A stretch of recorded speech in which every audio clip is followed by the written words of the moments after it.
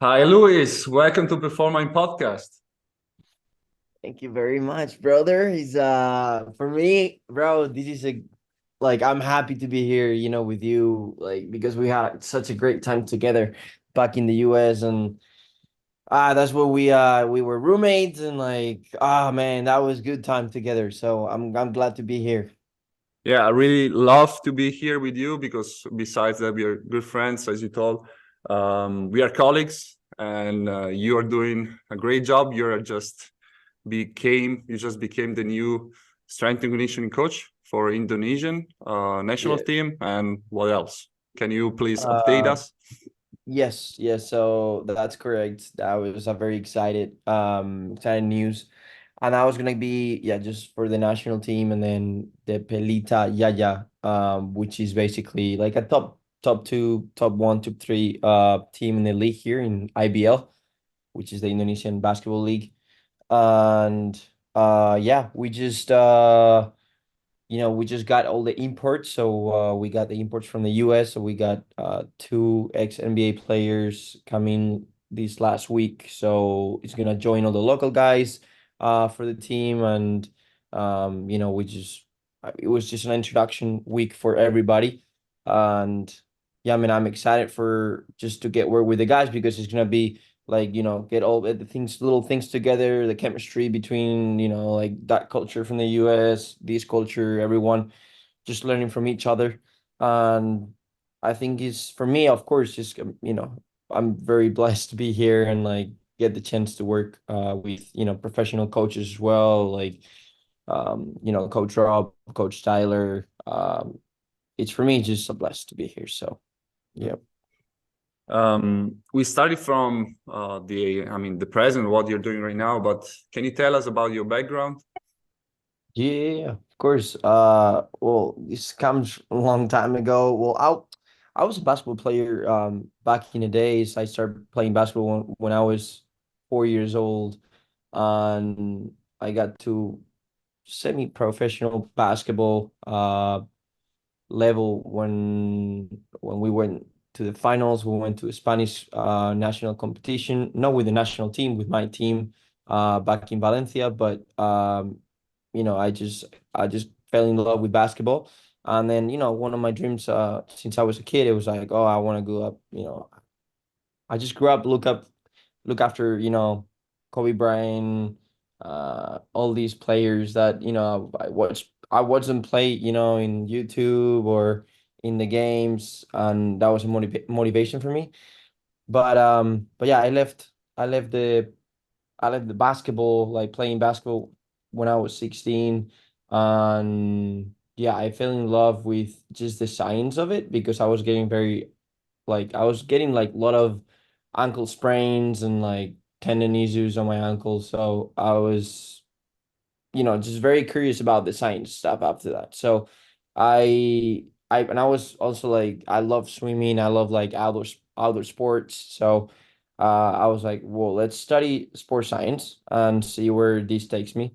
Obviously, in Spain, sports science is my parents were, oh, well, I don't know if this is gonna be a good choice, because yeah, professional exits that you have after finishing the degree, maybe not as good at other careers. But that's what I was passionate about. And yeah, so I started my college degree. I finished that. I studied in Munich and England during my degree.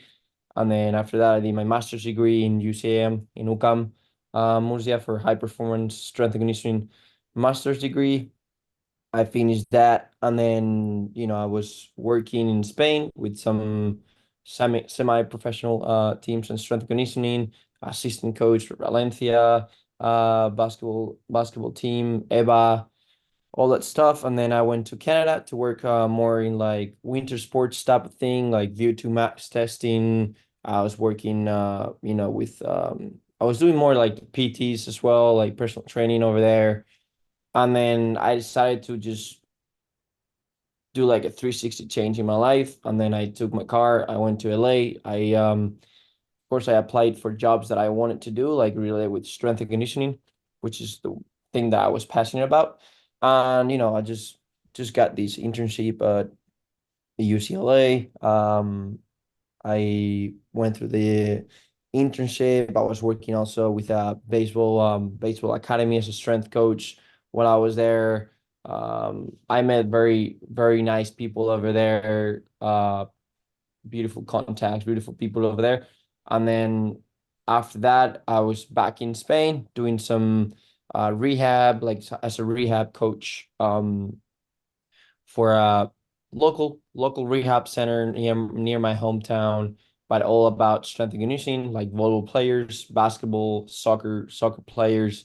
It was all about strength and conditioning, which is what was good for me. So, uh, and after that, I was all right. Let's try Kuwait. I went to Kuwait just to I just wanted to know the area. Of course, I want to keep learning and then just be integrated on the strength and conditioning field. But I just wanted to get to know this area, and then I went there. I was a rehab coach for one of the gyms. It was more like a CrossFit type of gym. But I was in charge of the rehab. Whoever gets injured, they just like pass it over to me, things like that. So I was there for like 3 months. And then I just got, the offer from Indonesia through a contact called Nate Semtov, um, which I'm very grateful for. I met him; he was a great person, and then he's the one that just get me linked up with the Indonesian and then Pelita Jaya, and then from there I just took the flight from Indonesia, and I'm here for 8 9 days now. So um, that was a little bit my trip in the past. Looks like a busy life. And Man, it's good. It was good. It was good. It's a good journey. And I hope it keeps going, keeps going. So so, but by the way, how old are you? Because you mentioned about a lot of different places. I mean, you went Mhm. abroad a lot of times, and but yeah, are you like Yeah. 35 or? Looking baby face, bro. Baby face. No, I'm 26. I'm 26. So um yeah, I'm like, I don't know how you consider, but yeah, I'm 26. Of course, I've been traveling a lot and then just working abroad and then meeting a lot of people. That was my intention too. I love to travel. I love the adventure. I love like being outside, and that's, what I mentioned before. So, I'm a very outgoing guy. Like, I don't mind just getting to travel and then figure it out things. So, like, um, just discover stuff, discover people, discover places, and then see where they take it. Yeah, So. I know what you mean. And I had Yeah. chance to meet you first time 1.5 years ago. We were in a south apartment in West LA, and you Yes, just sir. came in my apartment, and I said, why? Okay, where's this guy from Spain? And then I recognized that I realized that you were supposed to be in my same intern class. So at UCLA, we had to do the same internship, and we had to start 2 years ago for the winter class. So, but then you had some issues, visa related, if I'm not wrong. Yeah, But yeah, anyway, exactly. we could meet and we could start with our friendship. So I'm glad for this. Yeah, bro. It was beautiful, bro. Like, uh, it was a community. I mean, just especially like the roommates were fine. It's just like, it was just a little time together, but it was very nice time because we were sharing many things in common, and then just the energy was there. You were doing, just similar things, and you were doing the internship that I was gonna do. Um, I don't know. I think it was the right time, the right person, and we just enjoyed the time together. So. Yeah. Connected to this, what do you think is the value of an internship or an investment of money that you did for some time in order to become a real professional and work in this field? Okay, so yeah, so I've done, like, to give you a little bit of context. So I've done like 6 internships, and the 6 of them were unpaid. Okay, so like it's not easy. Like and especially when you go to these countries that, they're everything's pretty expensive and like you have to pay for so many things. But I think they're very valuable if you just put the effort on it. Like, many people, like, oh, it's an unpaid whatever. Like, I'm just gonna go there, just do whatever, and then just okay, we'll be done.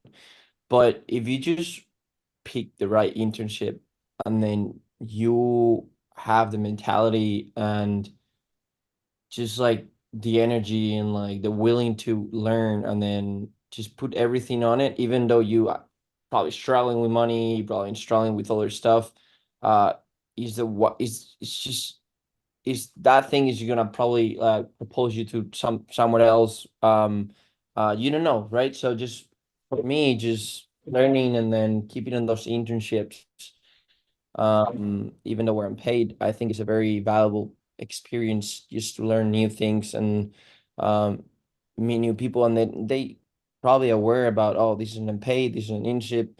So they're gonna treat you.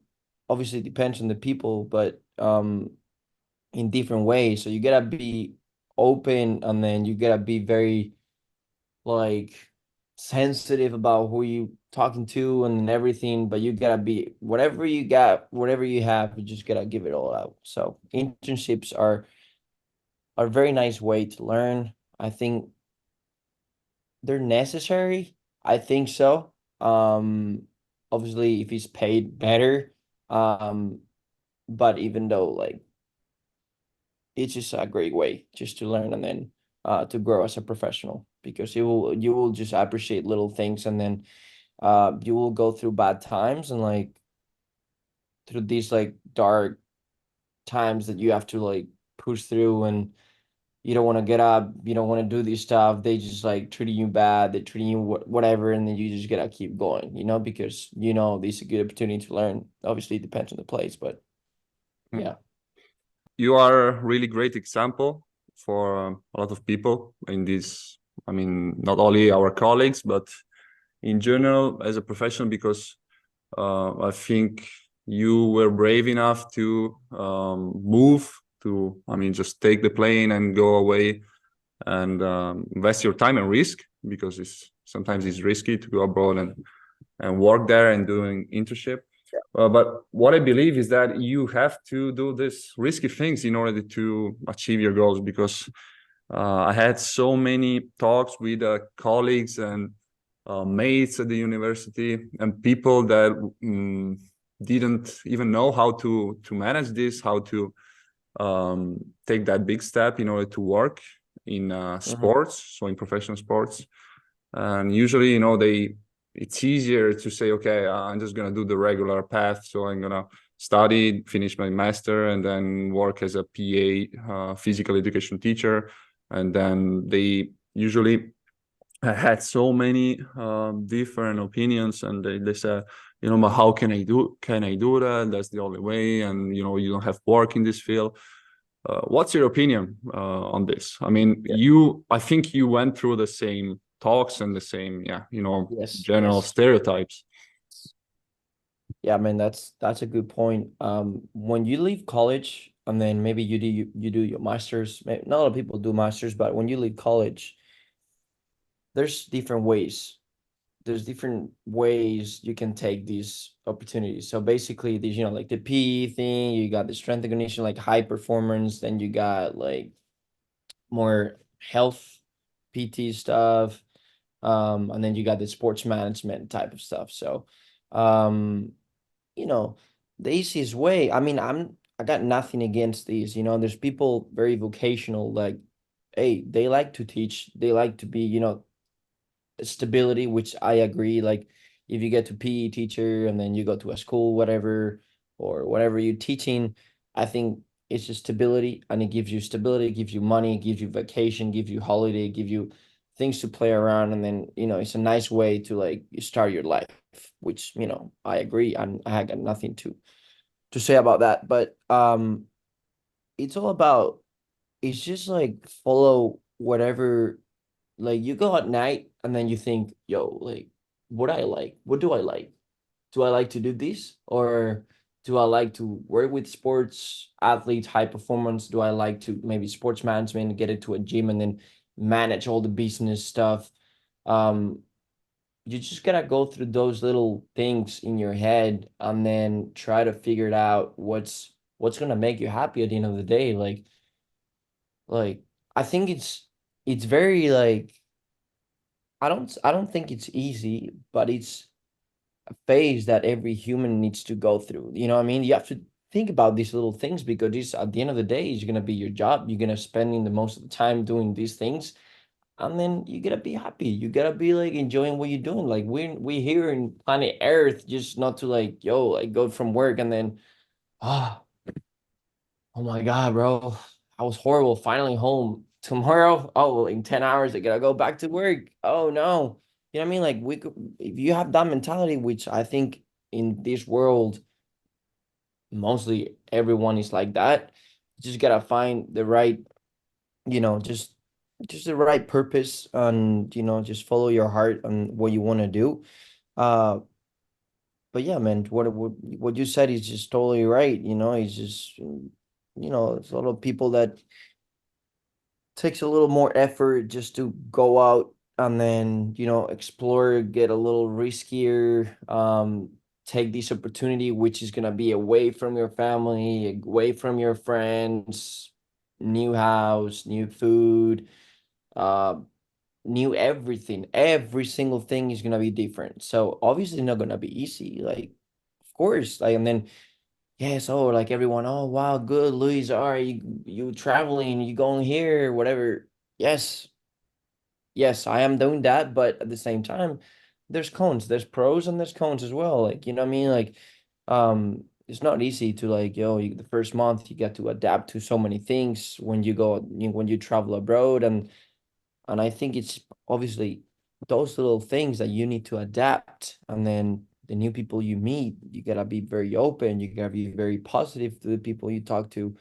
You gotta be yourself. That's one thing that I really emphasize when I go abroad is just you gotta be yourself. Like no matter what, of course you gotta treat everyone with respect and everything, but just be yourself. I mean, because at the end of the day, if you're like faking someone, like you're not gonna back and be happy for yourself. So, um, I don't know. You just learn from these opportunities. You learn so much. They're not easy. That's why you learn so much because they're not easy.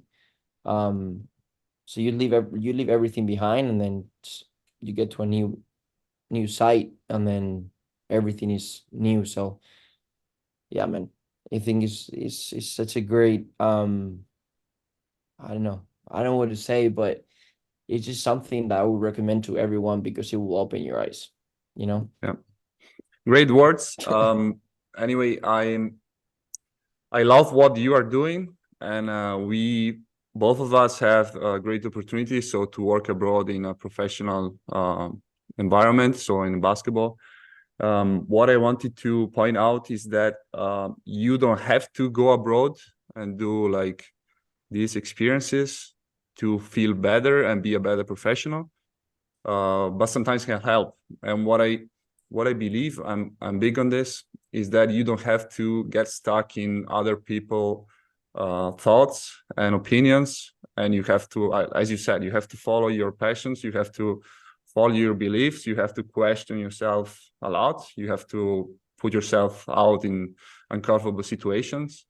But yeah, one Yeah. thing, don't listen to other people thoughts. And because sometimes I was, to be honest, when I was growing up, when I was a teenager and a student at the university, everybody was telling me, oh, you got to do this, you have to follow this path, do the master degree, do the then you become a physical education teacher, that's the only way, blah blah. I'm not Yeah. saying, I totally respect that path and that process. And being a physical education teacher is one of the most important roles in our Yep. environment. So talking about movement, kinesiology. But what I believe is that you have to sum up what is better for you after all. Because, for example, I'm coming from Italy. I had bad experiences with physical education in general because of lacks of equipment, because of system that is not working, because of maybe other teachers that didn't transmit any kind of passion with what they were doing, because of students, they were like every time skipping those lessons. So I just decided, okay, I want to do something with people that is really committed and it's working. And sometimes it's tough when we, professional athletes there. It's not always that easy.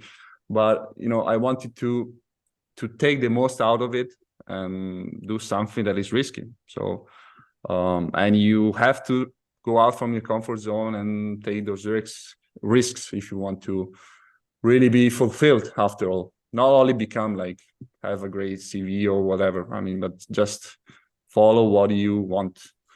That's a goal, man. That's a goal. Talking about X's and O's, what's your typical strength schedule in a week? I mean, you just started with your team right now, but what's your like training philosophy, or just can you give us an overview about some standards that you have with your players, with your athletes? Yes, of course. So once I got here to Indonesia, there was already a strength coach, right? He was from here, Armanto, which is really nice guy. And the first 2 days I ask, you have to, when you get to a new place, new team, you have to ask so many questions, and then how you do these, how you whatever, because even though you have your style, which I'll mention a bit, you have to like ask, what's your methodology? What do you do? What this is a weight room? Like, do you have more equipment? How do you you do in-court strength and conditioning? You have to like ask so much stuff. So, basically here, after the second day, I just took the role, and just for tomorrow, I have to like get all these individualized, personalized programs for the players. So what's this like the normal schedule here? We're gonna be practicing like basketball from Monday to Friday, and then we're gonna have 3 strength and conditioning sessions. So we're gonna have Monday, Wednesday, and Friday strength and conditioning sessions, and then in court, so we'll do 1 hour, 1 hour and 15 minutes strength and conditioning session before the practice, because that's the schedule we're gonna have here. Yeah, kind of have to adapt to with the head coach. That's one thing that we can talk that about later too. So this 1 hour before, then maybe half an hour to shoot around, warm up, and then get into the session. And then once you get to the basketball practice, maybe I'll do for 15, 20 minutes, I'll do some agility, change of direction, drills, some 1v1 footwork, stuff like that. And then you just hands out the stuff for the coaching stuff. They'll do like the normal practice, the basketball practice. So that's the schedule we're gonna kind of like follow now from the preseason to the in-season schedule. But yeah, my style of strength and conditioning, once, of course, I work in many places where they give like a static type of training for everyone, of course, adapted to every single player in terms of like load and stuff. But just for example, when we're in UCLA in basketball, UCLA,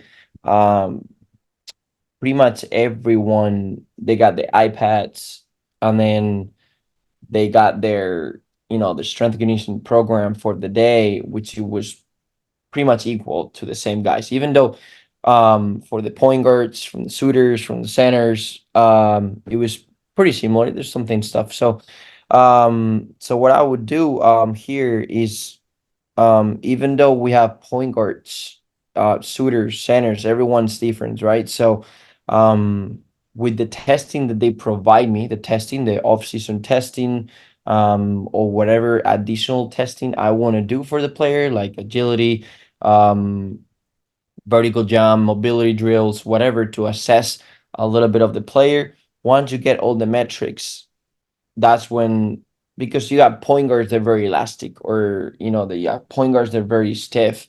You got point guards that they can accelerate well, but they don't move laterally very well.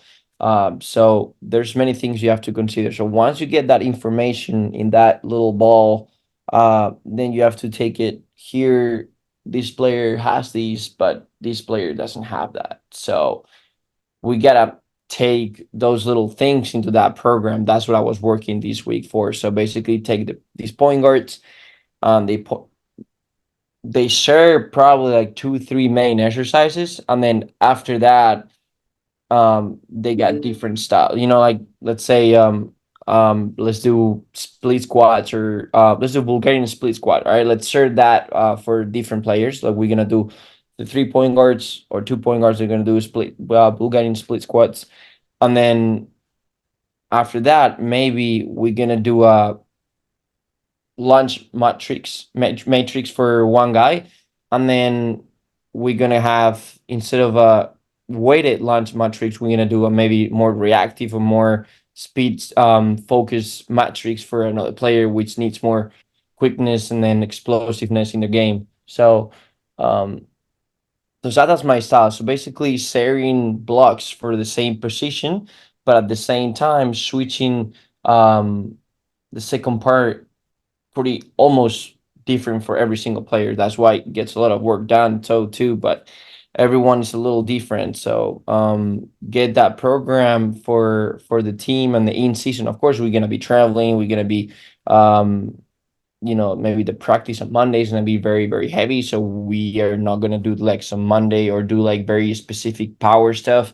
And then on Wednesday, go more like loading, and then a little, like switching up a little bit. So it's all about, you probably know, like about communicating about with the head coach on, oh yo, like, are you gonna have a lot of acceleration, you're gonna have a lot of 5v5 game situation, or it's gonna be a lot of tactics, and you're gonna be stopping the game a lot, so you have to switch every week. You're gonna have an annual plan for you, that's fine. You're gonna have an overview of your season, but you're gonna be switching pretty much every week the load and the programs for the players, because all of a sudden you got one player that, oh, my knee hurts, or after these practice you got a player that, oh, my ankle, I just roll out a little bit, so maybe tomorrow we have to do some proprioception or some stability stuff or some strengthening with bands and things. So you're gonna be switching all the time.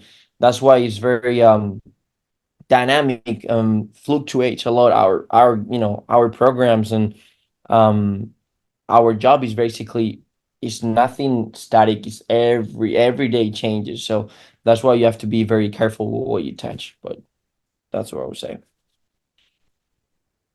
I don't know if I answered the question, but I think I just give you a little bit overview information there. But Yes, you answered. You had a comprehensive answer to my question, but more into detail. Can you talk us about the league where you're working, the Indonesian? I don't know the name, to be honest, because it's something new. And how many players do you have, and how does it look like the season for you guys? yeah. Yep. So it's called the IBL, the Indonesian Basketball League. I believe we are 13, 14 teams in the league. I think 14, 15 teams in the league. Um there's obviously, we're one of the best ones. We've been in the finals for the last 3 years, but we lost the final the last 3 years. So that's why this year we just switch it up. We just switch the whole thing up, and then we just got new stuff, new coaches, new imports. We just had like half of the stuff is new, half of the players are new. So we have, I believe we're gonna have 15 players, 15 to 16 players on the roster. 16 with the one that's his Achilles rupture, so he won't be able to play this season. But we have one nationalized player from the US, but have nationalized Indonesian. So that doesn't count as an import. And then we got 2 imports, KG and Mali from the US. And then the rest of the guys are from Indonesia. So they're very, very good, very good, very talented, very skilled players. And we'll see because they've been playing for Pelita Jaya or they've been playing for other teams. So they know where the task and everybody knows what the goal is for this season. So everyone is very focused on what we need to do. So and the schedule, I mean, like how everything looks for the season is we are going to start the season on January 13. So we're gonna have the Christmas break. We're gonna start on January 13. We're gonna have 2 weeks of competition, and then after that, February is gonna be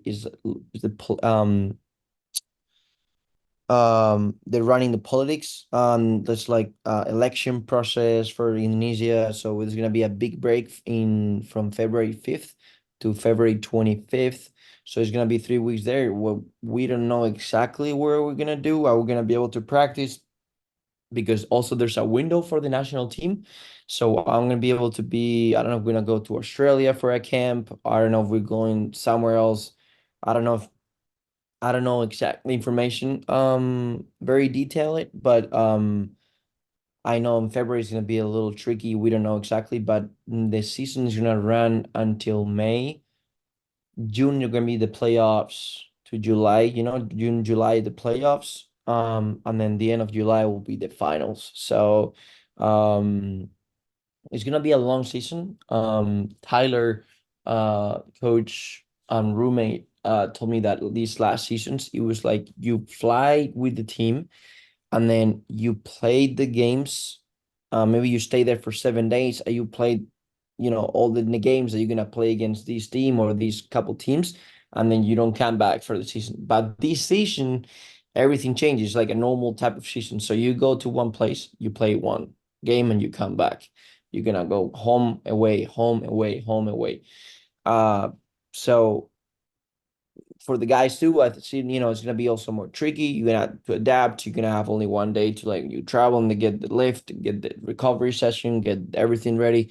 And then Indonesia is pretty big. So we're gonna be traveling maybe 2 hours in the plane or maybe 3 hours, maybe 45 minutes, maybe on the bus. There's here in Jakarta, we're based in Jakarta, which is the capital of Indonesia, and the traffic is horrendous. Like it's crazy. And like I don't know, like we'll see. We'll see. Probably need to like leave to like 5 hours before the game and like get there 2 hours, 3 hours. We'll see. But yeah, just that's how like the season overview of what's gonna be doing season.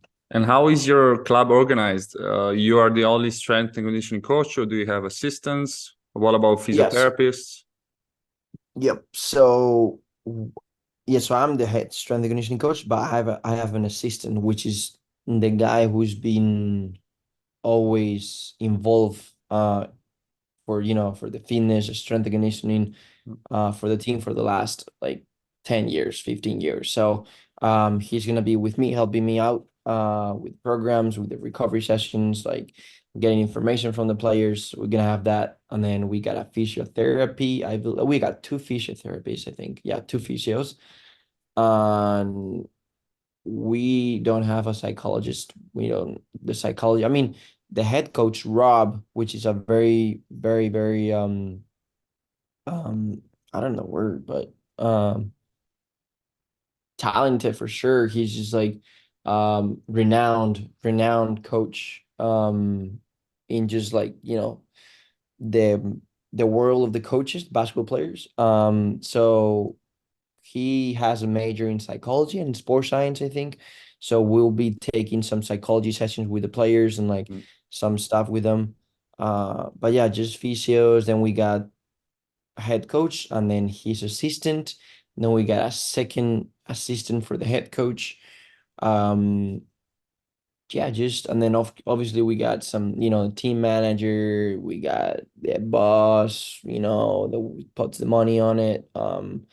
It's like probably like the staff will be around like 9, 10 people, 10 people on there, Yeah, I think. Yeah. broad stuff, as usually it is in a professional team. So Yeah, yes, really we good. got we got the skill coach. Yeah, we got so my roommate, he's the player development type of coach. So he had skill. We got, like type of shooting, how do you place yourself, like to shoot, like, just like player technical stuff for player development. That's what he does. So, and yeah, pretty much that's it for that. What about data? Well, do you have RPE, well-being questionnaire, and yeah, can you give me even an overview if you have any nutrition organization, like who is giving tips, or if you have any like role that is Yeah. helping them out? Yeah. So it's not like in the West, like in the Western countries like Europe, US, Canada, like we usually have a nutritionist in the team. Even you have catering for the guys, you got food organized for the players, or they got meal plans and everything. But here, everything is a little more, in a broad in a broad image. It's just like um they the players get advised of what they have to do, but they don't have exact, they don't have a meal plan, specific meal plan for them. Um, they ask the coaches, and the coaches, of course, we studied. I'm not a nutritionist, but we take nutrition, and then of course, we read, and then we inform ourselves. But we're not nutritionists, so we don't can't take, we can provide nutritionist plan for the players, but we can help. But yeah, in terms of like physical and well-being, and then that stuff for the effort, the perceived effort, scales and all that stuff. Yes, we do that. Sleep scales. They take a questionnaire every day. The players, they take a questionnaire when they get up, how well they sleep, they slept that night, how recovered they feel, and then of course in the programs that I send to the players, um, we work with RIR, for the load for now until I get to know them a little bit more. So just the reps in reserve type style, just like kind of like taking a hypertrophy style, which is basically how many reps I have in reserve before failure. And once we get a little more into in season, maybe in RPE will be okay. So this deep was a little more harder than that, because we don't have an encoder to measure the speed of the bar. We don't have a software, like a coaching software that we can just put all the data inside, and then you just kind of like work. You have to do pretty much everything manually, because they haven't been working with that, and they haven't put money on this stuff yet. But I guess one day they'll get to there. But yeah, RP, sleep deprived scale. But yeah, for the nutrition thing, we are working on that for sure, because now with the new coach, we have that meeting with them about all these little details. When you work with professional players, and then there's just like two or three players, they got kids. There's so many factors that you have to take in when working with these players. Maybe one of them just slept 3 hours because the baby was crying at night. He's not performing well, he's not shooting well in practice. So we have to um put everything together. The recovery session is pretty important at the end, just with high performance sports.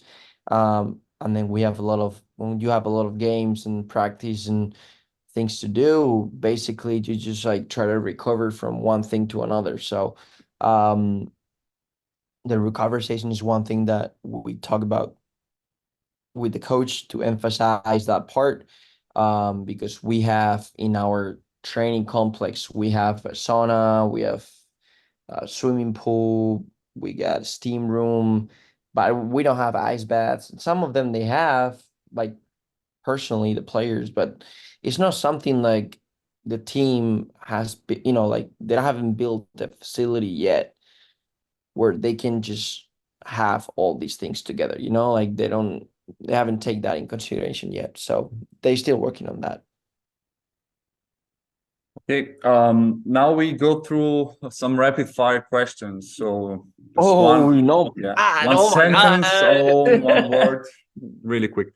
So okay, so how many words do you want me to answer? So how Yeah, really short, how like 30 seconds max. Okay, no more. all right. 30 Ah! segundos. Your favorite exercise for you slash people, athletes that you train. Oof, bro, You that's have a to good pick one. one.